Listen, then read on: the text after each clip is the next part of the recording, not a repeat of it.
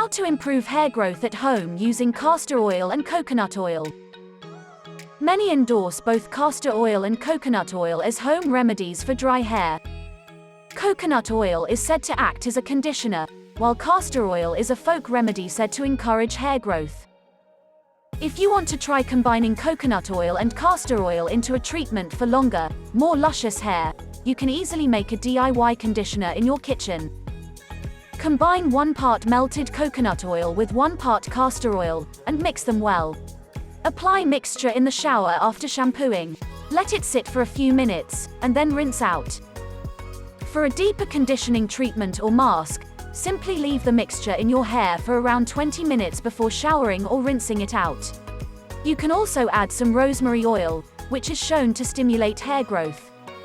In fact, a 2015 trial showed that rosemary oil is just as effective as minoxidil, also known as Rogaine, at preventing hair loss. Bonus tips. Castor oil is very heavy and sticky, so rinse thoroughly. It may take more rinsing than usual to get it all out. You may also want to throw on an old shirt you don't care about staining before applying this treatment as a mask. Hope you did get some value out of our today's video.